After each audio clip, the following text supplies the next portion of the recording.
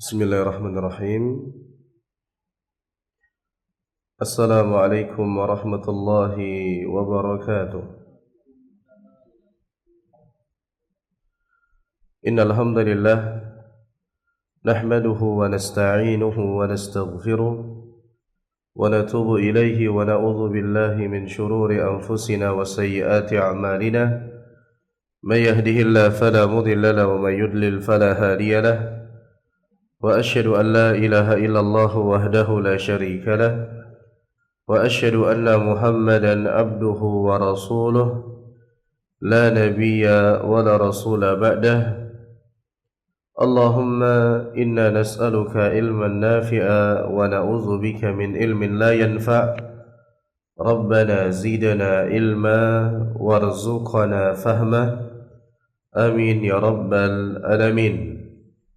Alhamdulillah, para hadirin sekalian, ikhwan dan akhwat, kaum muslimin dan muslimat rahimani wa rahimakumullah. Kita bertemu kembali di dalam majelis ilmu, di dalam taman surga, di tempat yang mulia, di salah satu daripada rumah Allah ini. Kita kembali bertemu di majelis kita yang membahas tentang manhaj Ahlus Sunnah wal Jamaah di dalam tazkiyatun nufus.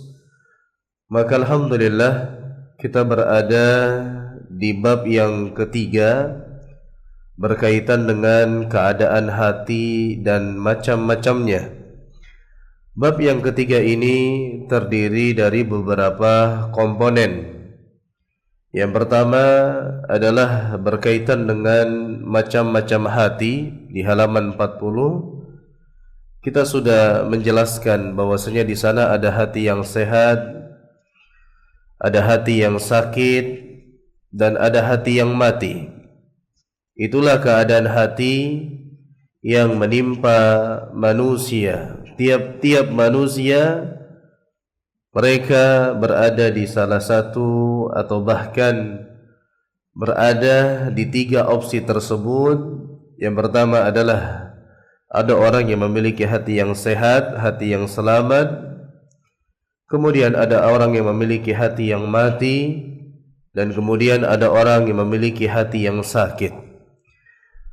Terus kemudian kita telah membahas juga poin besar yang kedua berkaitan dengan pintu masuknya syaitan ke dalam hati manusia. Karena sejatinya pembahasan inti tazkiyatun nufus adalah kita bisa melihat bagaimana keadaan hati kita.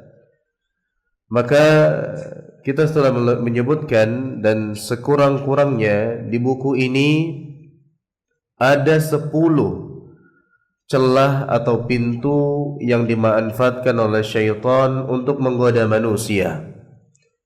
Kita telah menyebutkan satu persatu, di antaranya ada marah, hawa nafsu, kemudian hasad, iri, dengki, kemudian memiliki sifat tamak, kemudian berlebihan dalam makan, memiliki sikap yang terburu-buru, kemudian bakhil, pelit, takut miskin, fanatik kepada mazhab tertentu dan memandang remeh orang yang berbeda dengan pendapatnya. Kemudian yang terakhir, suudzon, berburuk sangka, banyak berprasangka-prasangka dengan prasangka yang buruk. Itu di antara celah yang disebutkan di pembahasan kita. Maka insyaallah pada hari ini kita masuk kepada pembahasan besar yang ketiga di dalam bab ini, ya, bab yang berkaitan dengan hati, keadaan dan macam-macamnya. Maka disebutkan di halaman 61, ternyata hati itu ada yang hitam, ada yang putih. Setiap hati manusia akan didatangi oleh fitnah syubhat dan fitnah syahwat. Ini dua perkara yang pasti akan mendatangi manusia. Di kehidupan dunia ini, siapapun dia tidak akan pernah bisa lepas dari fitnah syahwat dan fitnah syubhat. Diriwayatkan dari sebuah hadis yang diriwayatkan oleh sahabat Huzaifah radhiyallahu anhu, ia mengatakan, aku mendengar Rasulullah sallallahu alaihi wasallam bersabda, tu'radul fitan 'alal qulubi kal hasiri 'udan 'udan fa ayyu qalbin ushribaha nukita fihi nuktatun sauda wa ayyu qalbin ankaraha nukita fihi nuktatun bayda hatta tasiru 'ala qalbayn 'ala 'abyad mithli as-safa fala tadurruhu fitnatun ma damatis samawati wal ard wal akhar aswadu murbadan kal kuzi mujakhiyan la ya'rifu ma'rufan wa la yunkiru munkaran illa ma ushriba min hawahu. Disebutkan dalam sebuah hadis dari sahabat Huzaifah radhiyallahu anhu, Rasulullah sallallahu alaihi wasallam bersabda, tu'radul fitan 'alal qulubi kal hasiri 'udan 'udan. Fitnah-fitnah itu membentang, ya, menempel di dalam lubuk hati manusia sedikit demi sedikit, perlahan demi perlahan, bagaikan tenunan sehelai tikar. Fa ayyu qalbin ushribaha nukita fihi nuktatun sauda. Maka hati mana saja yang menerima fitnah tersebut, maka akan timbul bercak hitam di hatinya.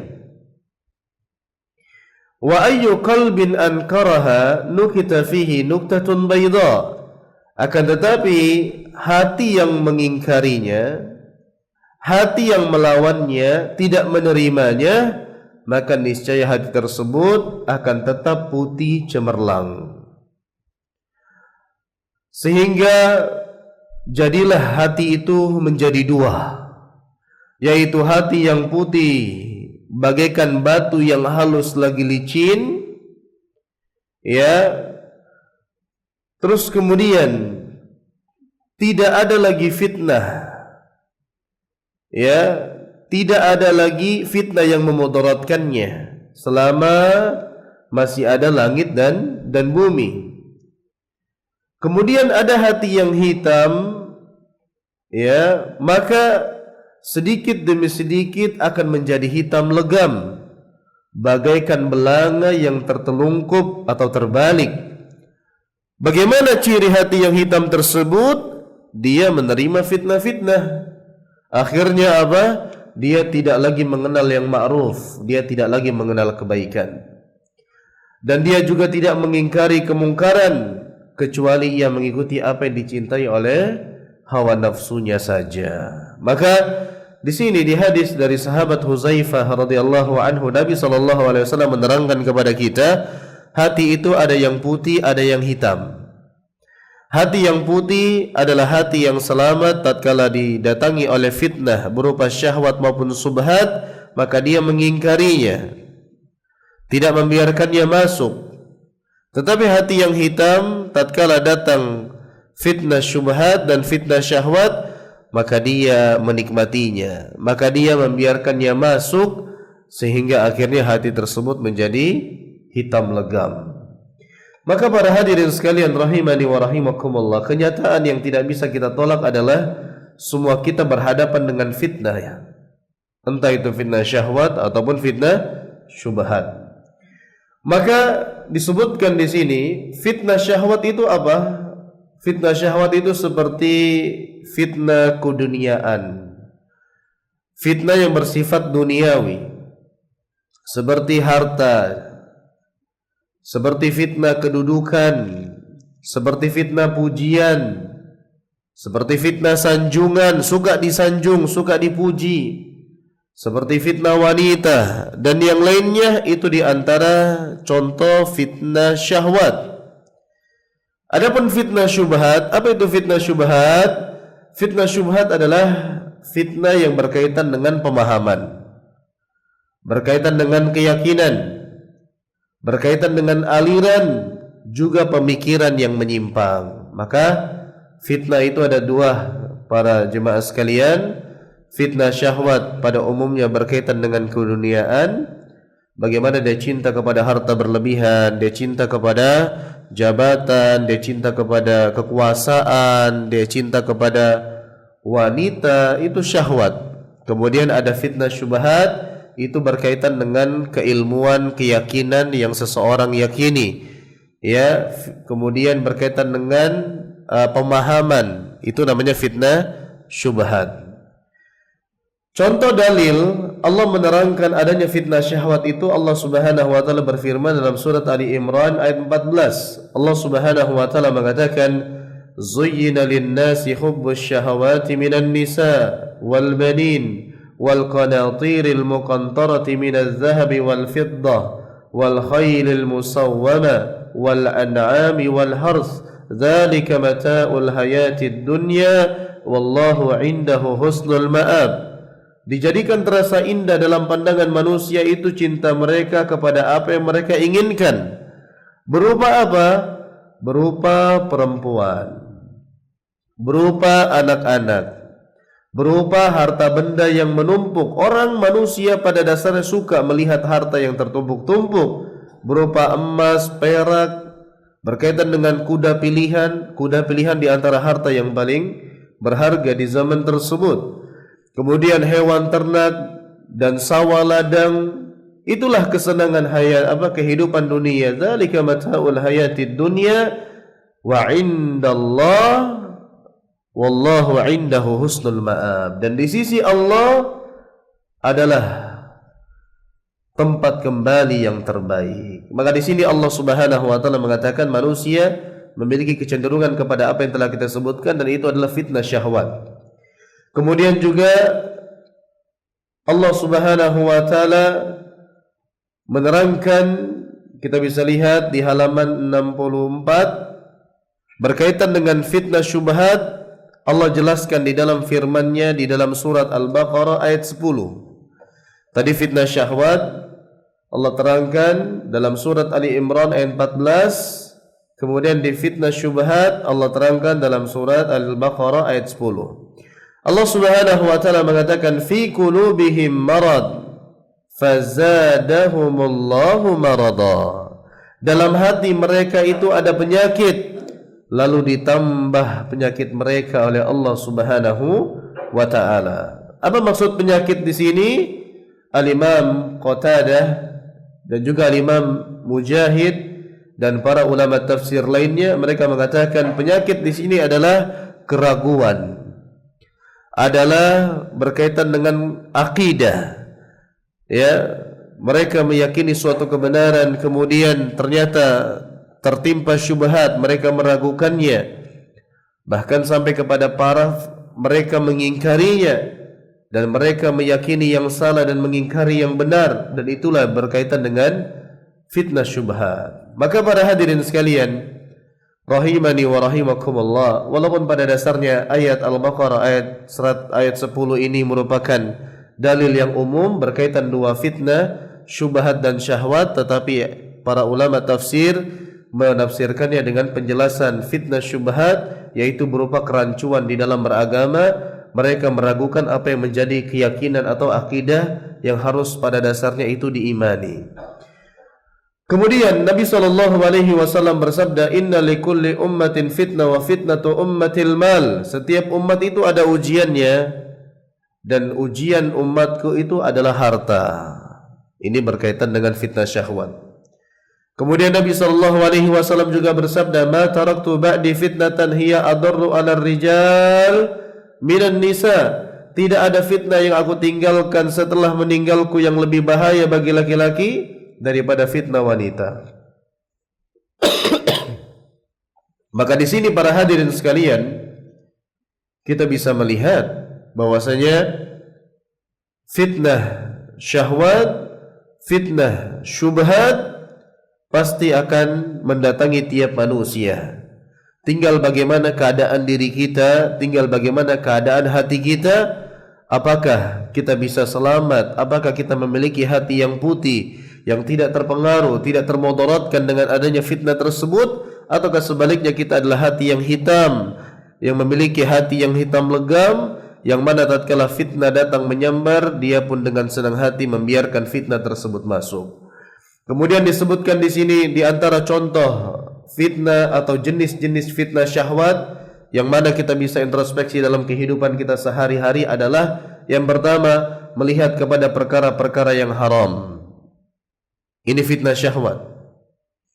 Sering memandang perempuan baik di dunia maya maupun di dunia nyata, membaca majalah porno, melihat gambar-gambar yang membuka aurat, menonton film cabul, ya, menonton TV dengan siaran yang tidak pantas, menonton sinetron yang mana di dalamnya ada aurat-aurat yang ditampakkannya, dan juga lain sebagainya. Itu fitnah syahwat. Kemudian Nabi SAW bersabda, fazinal ainain an-nazar, dan zina kedua mata itu apa? Memandang.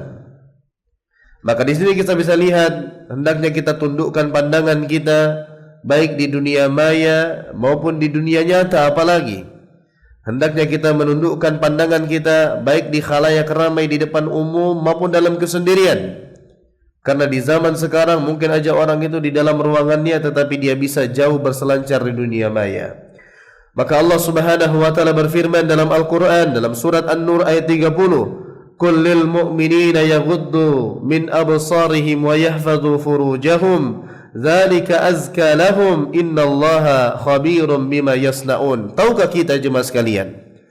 Apa pembahasan kita ini? Tazkiyatun nufus. Tahukah apa di antara poin pensucian jiwa?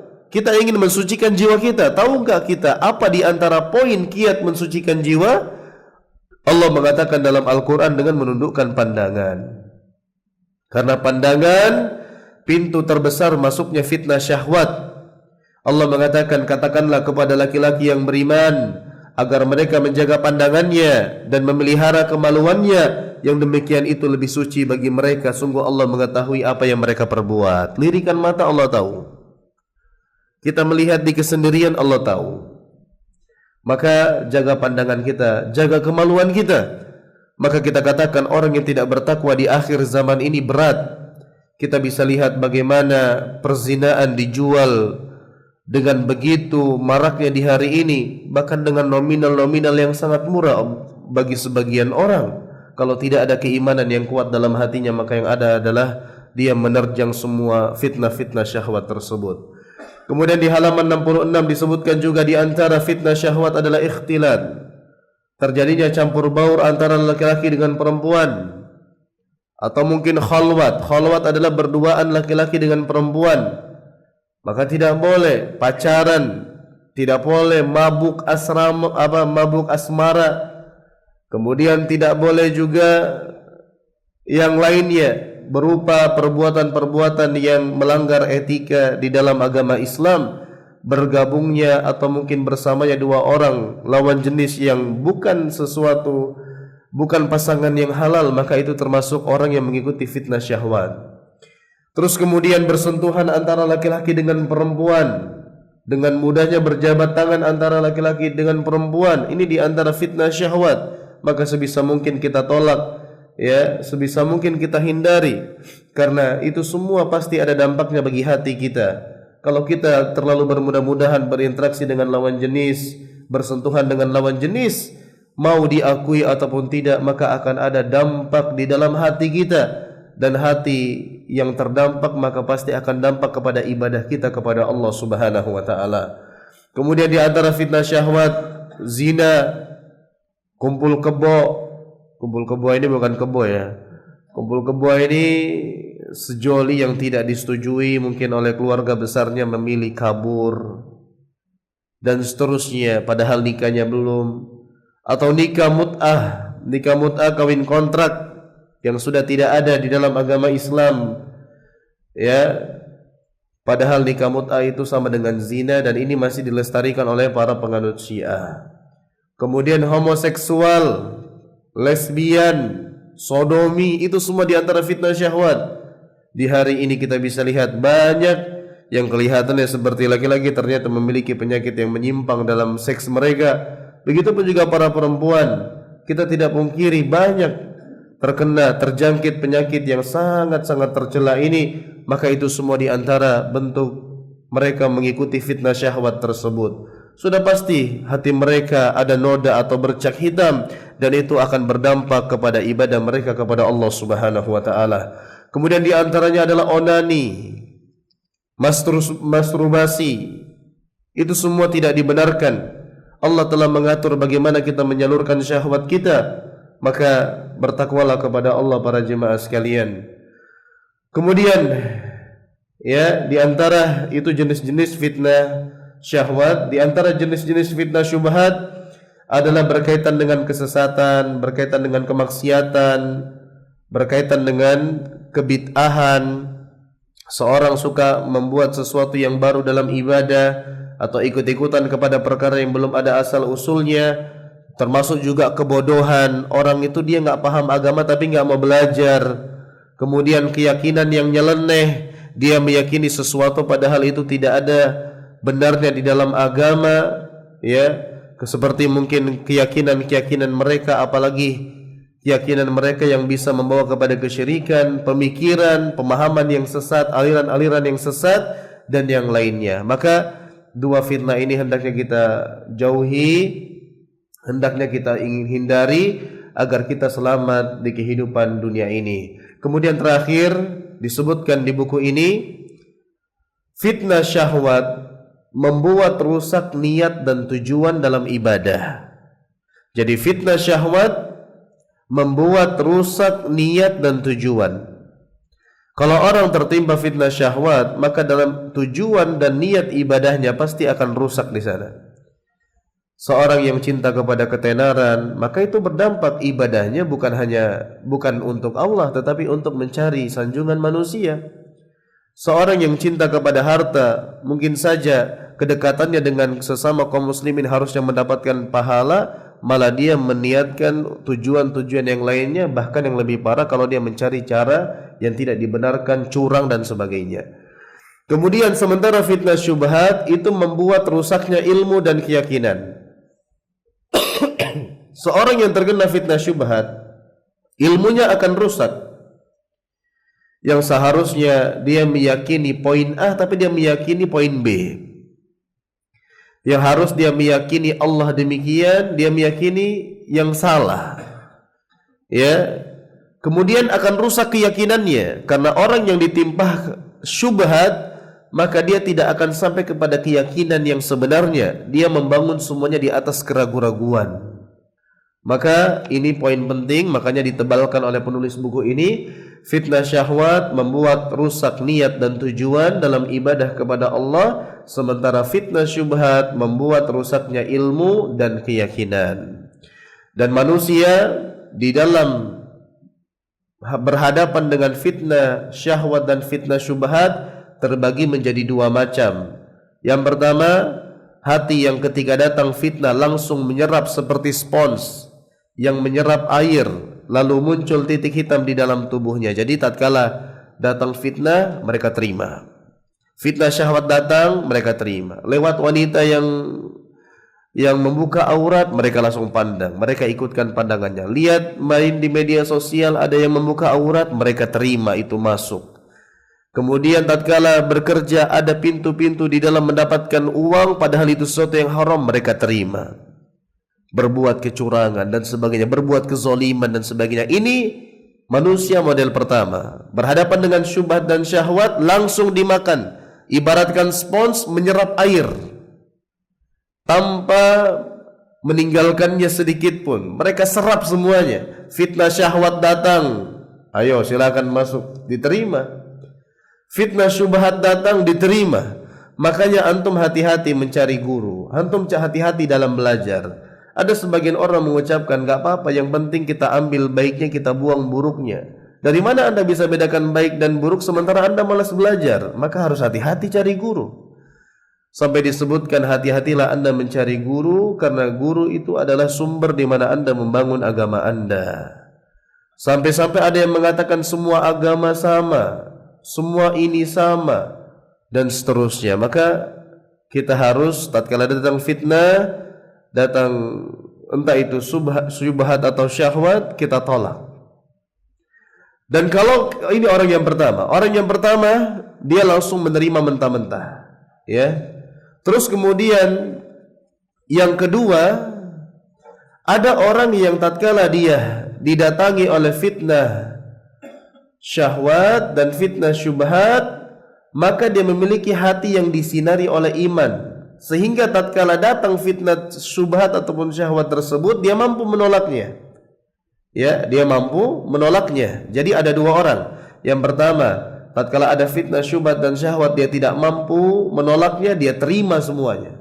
Dan yang kedua, tatkala datang fitnah syubhat dan syahwat, dia mampu menolaknya disebabkan keimanannya, keyakinannya yang benar, bersihnya hatinya. Maka di akhir ini kita sebutkan apa benteng untuk menyelamatkan kita dari dua perkara tersebut, fitnah syubhat dan fitnah syahwat.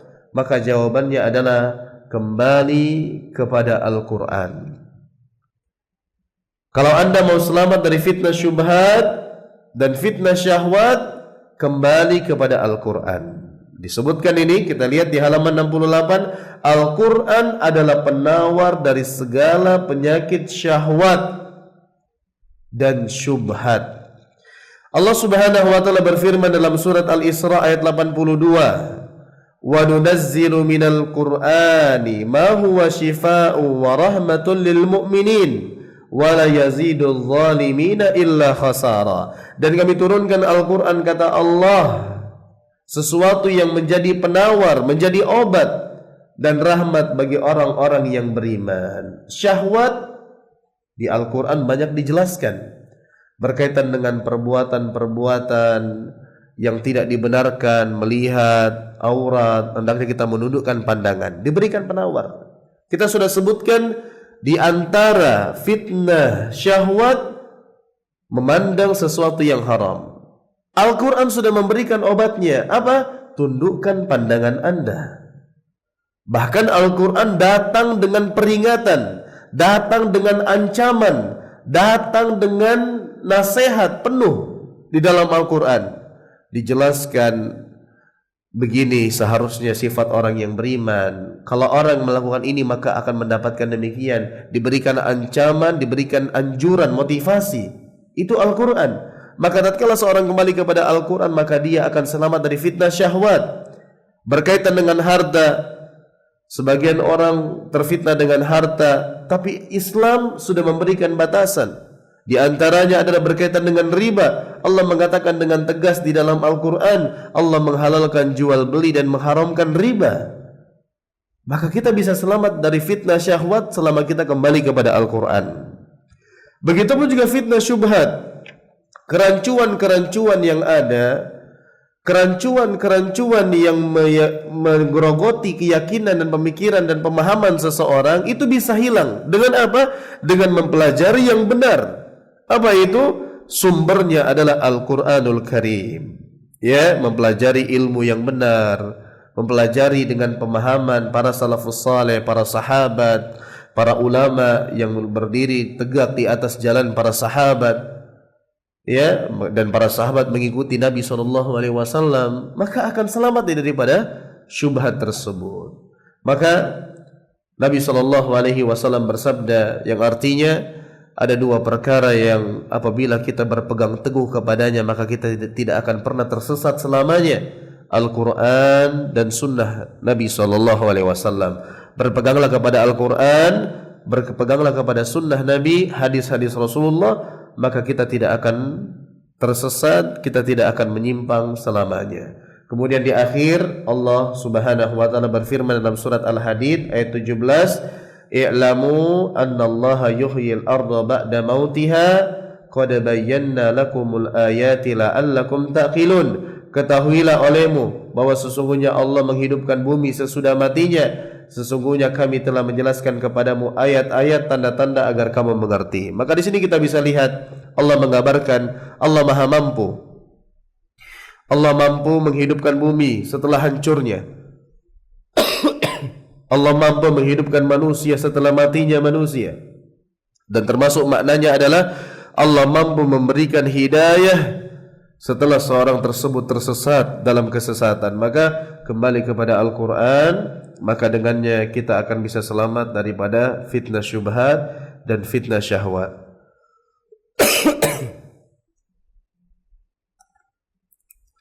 Semakin orang jauh dari Al-Quran, maka sesuai dengan kadar jauhnya dia dari Al-Quran, begitulah juga fitnah akan mudah masuk ke dalam dirinya, entah itu fitnah syubhat ataupun fitnah syahwat. Maka demikian jemaah sekalian yang dimuliakan Allah Subhanahu wa taala, apa yang bisa kita sampaikan pada kesempatan kali ini, kurang lebihnya mohon maaf, ada benarnya dari Allah Subhanahu wa taala, ada kesalahan dari diri saya sendiri dan dari syaitan. Hendaknya kita berusaha keras dalam kehidupan ini menjaga hati kita dari fitnah syubhat dengan semangat menuntut ilmu, semangat belajar sehingga kita meyakini dan mengetahui yang benar, meyakini semua yang kita yakini di atas ilmu, dan hendaknya kita menahan diri kita dari fitnah-fitnah syahwat, karena sejatinya kesenangan itu adalah kesenangan yang semu, kesenangan yang fata morgana. Di balik itu semua Allah